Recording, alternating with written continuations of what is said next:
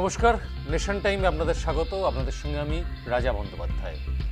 আজকে নেশন টাইমে যে এটা মূল বিষয়, যে ইস্যু, সেটা হচ্ছে যে সুপ্রিম কোর্টে ফের মামলা হয়েছে এবং ভারতবর্ষ ধর্মনিরপেক্ষ কি ধর্মনিরপেক্ষ নয়, মানে ভারতবর্ষের প্রস্তাবনা থেকে সমাজতান্ত্রিক এবং ধর্মনিরপেক্ষতা এই দুটি শব্দ বাদ দেওয়ার আবেদন করা হয়েছিল এবং যে মামলাটা খারিজ করে দিয়েছে সুপ্রিম কোর্ট। ভারতের সংবিধানের যে প্রস্তাবনা, প্রিয়াম্বেল, সেই প্রস্তাবনা যখন 1949 সালে সংবিধান প্রস্তাবিত হয় এবং 50 সালে যখন 26 নম্বর গৃহীত হয়, সেই সময় প্রস্তাবনাতে 3টে শব্দ ছিল। ভারতের পরিচয় কী, ভারত কীরকম দেশ, তাতে ভারত হচ্ছে সার্বভৌমিক, গণতান্ত্রিক, প্রজাতন্ত্র, এই 3টে শব্দই ছিল। 1976 সালে ইন্দিরা গান্ধী সংবিধান সংশোধন করে, এবং সেই সংবিধান সংশোধন শুধুমাত্র 51% ভিত্তিতে নয়, প্রস্তাবনায় সংশোধন করতে গেলে অনেকটাই বেগ পেতে হয়, কারণ দুটো লোকসভা এবং রাজ্যসভায় 2/3 ভোট লাগে এবং যতগুলো রাজ্য আছে তার অর্ধেকের বেশি রাজ্যের সম্মতি পেতে হয়। তো সমস্ত কিছু আদায় করেই ইন্দিরা গান্ধী দুটো শব্দ, এই যে ধর্মনিরপেক্ষ এবং সমাজতান্ত্রিক, এই দুটো শব্দ প্রস্তাবনায় ঢুকিয়েছিলেন। সুতরাং সেই অনুযায়ী এই মুহূর্তে ভারতবর্ষের পরিচয় কি? ভারতবর্ষ একটি সার্বভৌম, ধর্মনিরপেক্ষ, সমাজতান্ত্রিক, গণতান্ত্রিক, প্রজাতন্ত্র। এই যে ধর্মনিরপেক্ষ এবং সমাজতন্ত্র, এই দুটো শব্দ নিয়ে কিন্তু মূলত বিজেপি শিবির বা হিন্দু গোষ্ঠী যাকে বলা যায়, তাদের বহুদিনের আপত্তি। প্রথমত তাদের তো দাবিই রয়েছে যে ভারতবর্ষকে হিন্দু রাষ্ট্র ঘোষণা করা হোক, কারণ সংখ্যাগুরু সম্প্রদায় হচ্ছে হিন্দু। পাশাপাশি পড়শি দেশ বাংলাদেশ, পাকিস্তানি রাষ্ট্র, যেটা তৈরি হয়েছিল প্রথম, শেখ হাসিনা এসে পরিবর্তন করেন। পাকিস্তান তো রয়েছেই মুসলিম রাষ্ট্র সরাসরি, সেখানে ভারতবর্ষকেও হিন্দু রাষ্ট্র ঘোষণা করা হোক, এমনটাই দাবি ছিল। সেই দাবি মানা হয়নি। ভারত তার নিজস্ব ঐতিহ্য চরিত্র নিয়েই তার ধর্মনিরপেক্ষতাকে সামনে রেখেছে। কিন্তু মুশকিল হলো যে তাদের আপত্তি হয়েছে, ঠিক আছে হিন্দু রাষ্ট্র না হয় নাই হলো, তা বলে ধর্মনিরপেক্ষ থাকবে কেন? কিছুই না থাক, সুতরাং সংবিধানের প্রস্তাবনা থেকে এটা বাদ দেওয়া হোক। সেই হিসেবেই মামলা আবার নতুন করে সুপ্রিম কোর্টে, এবং সুপ্রিম কোর্টে আজকে 2 বিচারপতির যে বেঞ্চ, তারা পরিষ্কার জানিয়ে দিয়েছে যে গত 50 বছর ধরে এই দুটো শব্দ নানা পরীক্ষা নিরীক্ষার মধ্যে দিয়ে এসেছে, সুতরাং এই বিষয়কে তারা গুরুত্ব দিতে রাজি নয়, মামলা খারিজ।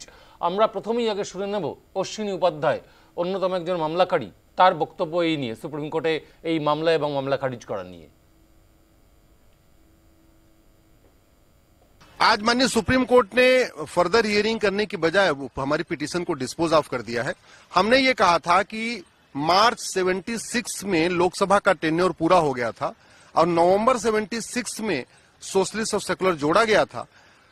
इमरजेंसी लगी हुई थी, सारे लीडर ऑफ अपोजिशन जेल में थे, मीडिया का बिजली पानी का कनेक्शन कटा हुआ था, लोकसभा का टेन्योर खत्म हुआ था। इसलिए ये जो जोड़ा गया है ये अपने आप में बहुत बड़ा कॉन्स्टिट्यूशनल फ्रॉड है। ये फ्रॉड ठीक होना चाहिए, लेकिन माननीय सुप्रीम कोर्ट ने कहा, ये कहना है कि इस पे 50 साल लगभग बीत चुके हैं और फिर अब इस पे सुनवाई की जरूरत नहीं है। हमारा ये कहना है कि अगर इस तरीके से लागू किया गया, कल को फिर कोई भी सरकार इमरजेंसी लगाएगी, लोकसभा का कार्यकाल बढ़ा देगी और प्रियम्बल में कुछ भी जोड़ देगी, हो सकता है कैपिटलिज्म जोड़ दे, हो सकता है कम्युनिज्म भी जोड़ दे, और अगर जोड़ने का अधिकार मिल गया तो घटाने का भी अधिकार मिल जाएगा। अगर सोशलिस्ट सेकुलर जोड़ा जा सकता है तो कल को डेमोक्रेसी भी कोई हटा देगा, कल की इक्वल अपॉर्चुनिटी हटा देगा, सोशल जस्टिस हटा देगा। और जो सबसे बड़ा फ्रॉड ये हुआ है कि ये बदलाव हुआ है प्रियम्बल में 76 में और डेट उसमें पड़ी हुई है 1949 की। और दूसरा जो बड़ा फ्रॉड हुआ है, बदला गया है पार्लियामेंट के द्वारा, लेकिन उसमें आज भी लिखा हुआ है ये कंस्टिट्यूएंट असेंबली के द्वारा बनाया गया। तो कंस्टिट्यूएंट असेंबली तो 26 जनवरी 1950 को ही खत्म हो चुकी थी, जैसे हमारा रिपब्लिक डे शुरू हुआ, संविधान लागू हो गया। तो ये इसलिए मैं इसके खिलाफ एक अपनी रिव्यू पिटीशन फाइल करूंगा और माननीय सुप्रीम कोर्ट से रिक्वेस्ट करूंगा कि इस पे डिटेल हियरिंग करें। जो हमने 15 इस पे क्वेश्चन ऑफ लॉ फ्रेम किए हैं उस पे सुनवाई करें। आज तक हम सोशलिज्म और सेकुलरिज्म के खिलाफ नहीं है। भारत के लोग इनहेरेंटली स्वभाव से ही सोशलिस्ट होते हैं, स्वभाव से सेकुलर होते हैं, लेकिन जो प्रोसेस यूज किया गया, जिस तरीके से धोखा हुआ है, फ्रॉड हुआ है। আমরা আলোচনায় আসবো, কথা বলবো। আমাদের সঙ্গে রয়েছেন দীর্ঘদিনের বিশিষ্ট সাংবাদিক, দিল্লির গৌতম হোড়, ডিডব্লিউ বাংলার সাংবাদিক এই মুহূর্তে। গৌতম দা, আপনি শুনতে পাচ্ছেন? পাচ্ছি। হ্যাঁ গৌতম দা, আপনার কাছে যেটা প্রথমেই প্রশ্ন, যে সংবিধানের প্রস্তাবনায় ধর্মনিরপেক্ষতা সমাজতান্ত্রিক থাকলো কি থাকলো না, তাতে কি আসে যায় সাধারণ মানুষের? এটা কি কেন এত গুরুত্বপূর্ণ ব্যাপার যার জন্য সুপ্রিম কোর্ট পর্যন্ত দৌড়তে হচ্ছে? আপনি কি বলেন? আপনি তার আগে আমি একটা জিনিস রাজা বলে নিতে চাই, সেটা হচ্ছে দুটো কারণ, যে দুটো কারণ অশ্বিনী উপাধ্যায় বললেন তার একটি জবাব দিয়েছে সুপ্রিম কোর্ট। মামলাটা সুপ্রিম কোর্টের প্রধান বিচারপতির বেঞ্চে ছিল। তিনি বলেছেন, প্রধান বিচারপতি বলেছেন এবং প্রধান বিচারপতির নেতৃত্বাধীন যে দুই বিচারপতির বেঞ্চ, তাদের বক্তব্য হলো যে এই ক্ষেত্রে পার্লামেন্ট আইন করেছে, পার্লামেন্ট আইন করতে পারে, পার্লামেন্ট সংশোধন করতে পারে সংবিধান, অনেকবার সংবিধান সংশোধন হয়েছে, সুতরাং পার্লামেন্ট যদি সংবিধান সংশোধন করে থাকে তার অধিকার রয়েছে এবং তারই প্রস্তাবনাটা বদল করারও অধিকার রয়েছে। এটা খুব গুরুত্বপূর্ণ কথা। দ্বিতীয় কি না, এই যে আগে থেকে চালু হয়ে যাচ্ছে, যেটা বলছি সংবিধান যখন সংশোধন করা হয় তখন সেটা তো চালু হয়ে যাচ্ছে, আগে থেকেই চালু হয়ে যাচ্ছে। এরকম তো নয় যে সেটাকে বদলানো যায় না বা সেটা চালু হওয়ার ব্যাপারটা অতটা গুরুত্বপূর্ণ নয়। সুতরাং এই দুটো যুক্তি খারিজ করে দিয়েছেন প্রধান বিচারপতির আদালত। এবারে যে প্রশ্নটা আপনি করলেন যে ধর্মনিরপেক্ষ এবং সমাজতান্ত্রিক এই দুটো বিষয় থাকাটার সাধারণ মানুষের কাছে কতটা জরুরি, প্রথম কথা হচ্ছে এই যেটা আপনি প্রথমেই বলেছেন যে এই দুটো শব্দ প্রথম সংবিধানকারেরা যখন সংবিধান তৈরি করছেন সেই সময় জোড়া হয়নি, জোড়া হয়েছিল অনেক পরে, সেই সময় জরুরি অবস্থা ছিল, এই সমস্ত কিছু ঠিক। এখন যদি লোকসভার হাতে, লোকসভা রাজ্যসভার হাতে এই সংবিধানকে পরিবর্তন করার অধিকার থাকে এবং সুপ্রিম কোর্টের সেই অধিকার বলে তারা যে পরিবর্তনটা করছেন সেটা খতিয়ে দেখারও, সেটা বিচার করার ক্ষমতা আছে, এইটা মাথায় রেখে আমাদের একটা বিষয় বুঝতে হবে যে ধর্মনিরপেক্ষ শব্দটাকে ঘিরে গত এক দশক বা দু দশক ধরে একটা ভয়ঙ্কর বিতর্ক তৈরি হয়েছে, সামনে এসছে। তার মূল কারণটা কি? মূল কারণ এই সময় একদিকে হিন্দুত্ববাদী এবং তারা আগে এসছেন, মানুষ তাদের ভোট দিয়ে লোকসভায় এনেছে। গতবারও এর আগের যে সরকারটা ছিল সেখানে বিজেপির সংখ্যাগরিষ্ঠতা ছিল, এবার সেখানে সংখ্যাগরিষ্ঠতা নেই। তারা অনেকগুলো বদল করতে চেয়েছেন, কিছু ক্ষেত্রে বদল করেছেন, কিছু ক্ষেত্রে বদল করতে পারেন ভবিষ্যতে। সেক্ষেত্রে ধর্মনিরপেক্ষ যে কথাটা, ধর্মনিরপেক্ষ যে চরিত্রটা, এটার কি বদল হবে? এটা খুব বড় প্রশ্ন ছিল। এটার যদি বদল হয় তাহলে বদল হয়ে কি হবে? আপনি যেটা বললেন যে ধর্মনিরপেক্ষ থাকা বা না থাকার মধ্যে তফাৎ এটাই, ধর্মনিরপেক্ষকে যদি সরিয়ে দেওয়া হয় তাহলে তার পরিবর্তে কি নতুন শব্দ যোগ হবে? তাহলে ভারতের সংবিধানের বা ভারতের যে সাংবিধানিক চরিত্রটা সেটা কি হবে? এখন ভারতের কোনো রাষ্ট্র ধর্ম নেই, ভারতে বলা হয়েছে প্রত্যেক মানুষ যে যার ইচ্ছে মতন তার ধর্মাচরণ করতে পারে। তো সেক্ষেত্রে যদি ভারত, আপনি আরো বললেন যে ভারতের প্রতিবেশী দেশগুলো নিজেদের মুসলিম রাষ্ট্র হিসেবে ঘোষণা করেছে, কিন্তু ভারত সেই রাস্তায় হাঁটেনি, প্রথম থেকে হাঁটেনি, আজ পর্যন্ত হাঁটেনি। তো এখানে হিন্দু রাষ্ট্র করার যে দাবিটা উঠছে, তো হিন্দু রাষ্ট্র যদি যোগ করা হয় তখন ভারতের চরিত্রটা বদলে যাবে। তো এইখানেই একটা খুব গুরুত্বপূর্ণ পরিবর্তন ঢুকে যেতে পারে। আর যদি হিন্দু রাষ্ট্র না করা হয়, এখন যে ব্যবস্থাটা রয়েছে যে রাষ্ট্র ধর্ম বলে কিছু নেই, প্রত্যেকে তার নিজের ইচ্ছে মতন ধর্ম পালনের অধিকার আছে, সমস্ত ধর্মই সমানভাবে থাকবে, সেখানে চরিত্রটা অন্যরকম থাকে। সমাজতন্ত্র বিষয়টা অতটা গুরুত্বপূর্ণ নয়, কারণ আপনি যদি দেখেন তাহলে এখন প্রত্যেকটা সরকারি কার্যত একটা সমাজতান্ত্রিক পথেই, জনকল্যাণের পথে চলে। তারা মানুষকে বিভিন্ন সুযোগ সুবিধা দেওয়ার চেষ্টা করে, সামাজিক দিক থেকে সবাইকে সমান, আইনের চোখে সবাই সমান, এবং তাদের সেইভাবে সেই সমানতাটাকে সেটা দেখার জন্য সুপ্রিম কোর্ট রয়েছে যদি কোথাও কোনো আইন ভঙ্গ হয় বা নিয়ম ভঙ্গ হয়। সুতরাং সমাজতান্ত্রিক পথটা মোটামুটি সব সরকারই, যে সে দক্ষিণপন্থী সরকার হোক, বামপন্থী সরকার হোক, মধ্যপন্থী সরকার হোক, তারা সবাই একই পথে, সমাজতান্ত্রিক পথেই চলেছে।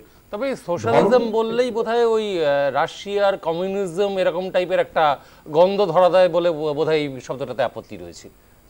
যেটা আমার মনে এখন হয়। তো কমিউনিজম খুব কম দেশে রয়েছে, এবং যে কমিউনিজম রয়েছে সে কমিউনিজম পুরনো যুগের কমিউনিজম আর নেই, তার নেই। মধ্যে অনেক পরিবর্তন এসেছে।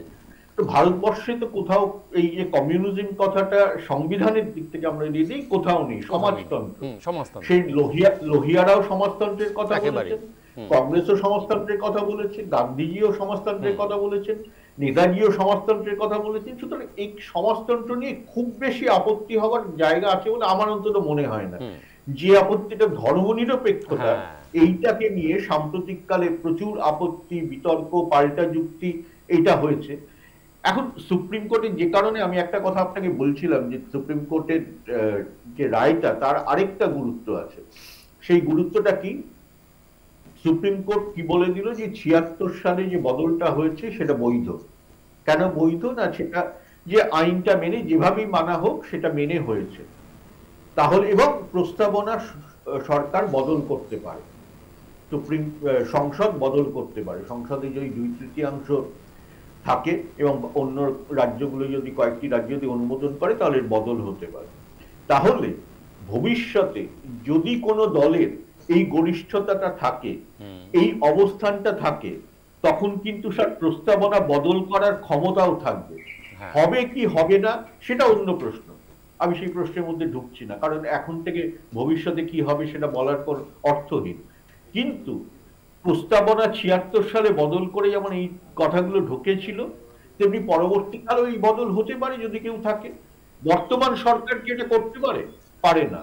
তার কারণ বর্তমান সরকারের হাত নিজেরই, যে বর্তমান সব থেকে বড় দল বিজেপি, তারই ক্ষমতাটা নেই।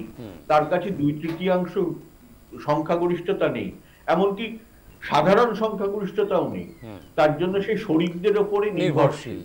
এবং এই শরিকরা, যে শরিক যেমন চন্দ্রবাবু নাইডু, নীতিশ কুমার, তারা এই দুটো শব্দ বদল করতে দেবেন বলে আমার মনে হয় না।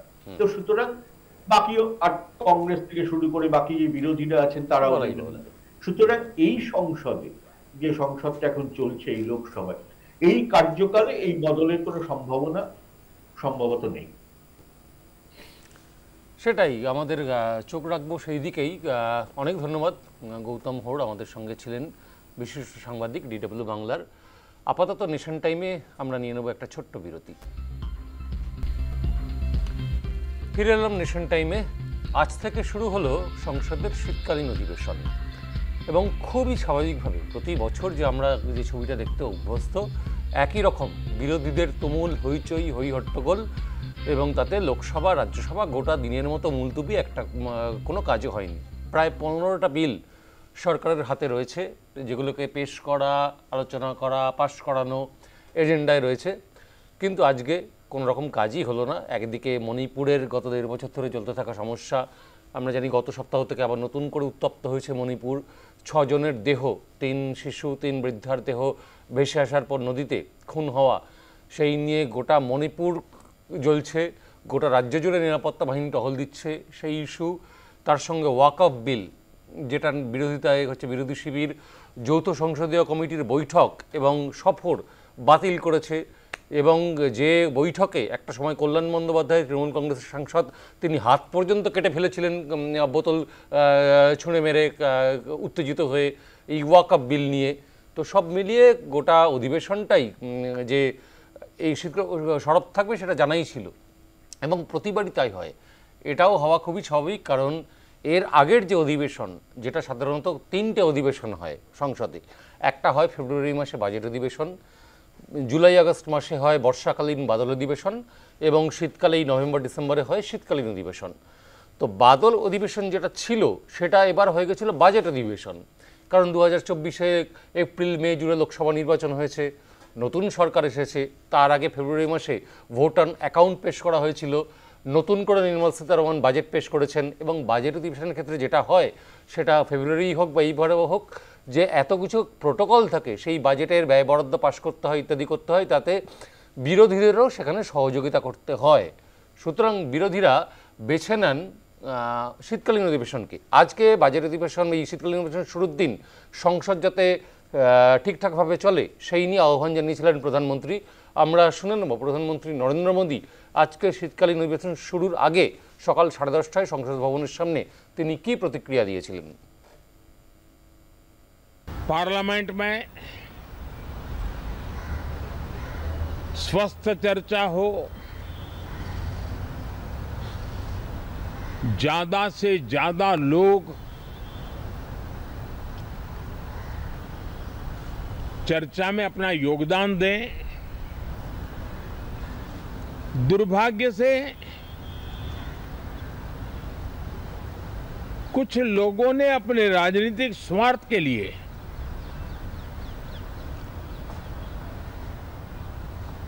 जिनको जनता ने अस्वीकार किया है, वे संसद को भी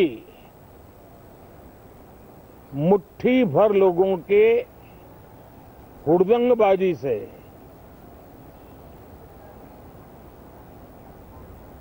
कंट्रोल करने का लगातार प्रयास कर रहे हैं।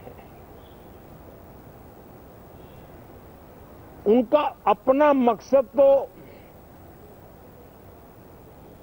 संसद की गतिविधि को रोकने से ज्यादा सफल नहीं होता है और देश की जनता उनके सारे व्यवहारों को काउंट करती है कि जो नए सांसद होते हैं, नए विचार, नई ऊर्जा लेकर के आते हैं और ये किसी एक दल में नहीं, सभी दल में आते हैं।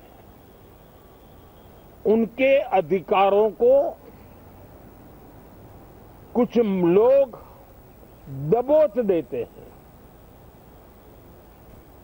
सदन में बोलने का उनको अवसर तक नहीं मिलता है। जनता ने जिनको लगातार नकार दिया है, वे न संसद में चर्चा होने देते हैं, न लोकतंत्र की भावना का सम्मान करते हैं, न ही वह लोगों की आकांक्षाओं का कोई महत्व समझते हैं, उनका उसके प्रति कोई दायित्व है वो कोई समझ पाते हैं। और उसका परिणाम है वो जनता की उम्मीदों पर कभी भी खरे नहीं उतरते हैं। मैं बार बार खास करके विपक्ष के साथियों से आग्रह करता रहा हूं और कुछ विपक्ष बहुत जिम्मेदारी से व्यवहार करते भी हैं। उनकी भी इच्छा रहती है कि सदन में सुचारू रूप से काम हो। এই যে প্রধানমন্ত্রীর যে কথা বক্তব্য আপনারা শুনলেন, উনি সংসদের গরিমার কথা তুলছেন এবং বিরোধীদের ওপর আক্রমণ করছেন যে বিরোধীরা সংসদের গণতান্ত্রিক মর্যাদা রাখতে চায় না। পাশাপাশি নতুন সাংসদদের প্রতি এত সহানুভূতি যে নতুন সাংসদরা তারা বলতে পারছে না হই হট্টগোলের জন্য। প্রধানমন্ত্রী বোধহয় ভুলে যাচ্ছেন যে যখন বিজেপি বিরোধী শিবিরে ছিল 2012 সালের এই যে শীতকালীন অধিবেশন, প্রথম দিন থেকে শেষ দিন পর্যন্ত গোটা অধিবেশন বিজেপি বানচাল করে দিয়েছিল কয়লা কেলেঙ্কারিতে যৌথ সংসদীয় কমিটি গঠনের দাবিতে। গোটা অধিবেশনটাই বানচাল করে দিয়েছিল। সেটা বোধহয় আজকে আর বিজেপির মনে পড়ে না। আমরা শুনে নেব এই মুহূর্তে কংগ্রেসের সাংসদ শশী থারুর এবং তৃণমূলের সাংসদ দোলা সেন বিরোধী হিসেবে তারা আজকের এই পার্লামেন্ট গোটা দিনের জন্য মুলতবি হয়ে যাওয়ার পর তারা কি বলছেন। यही बात है जी, ये सारे ऑपोजिशन पार्टीज तय किए थे कि आज इस विषय पे तो चर्चा होनी ही चाहिए और सरकार करने के लिए तैयार नहीं थी, इसलिए अभी अडजर्न हो गया है। मेरे ख्याल में अभी बिजनेस एडवाइजरी कमेटी में बात चलनी चाहिए इसके बारे में। मैं तो उसका अंग नहीं हूं, तो देखते हैं क्या होता है। लेकिन बात यह है कि पार्लियामेंट चलाने के लिए सबको इकट्ठे ले जाना चाहिए, नहीं तो पार्लियामेंट चलना बड़ी जरूरी है हम सबको देश के हित में, लेकिन सारे महत्वपूर्ण मुद्दे पर चर्चा होनी ही चाहिए। प्रधानमंत्री जी ने आग्रह किया कि सदन की कार्रवाई सुचारू रूप से चले।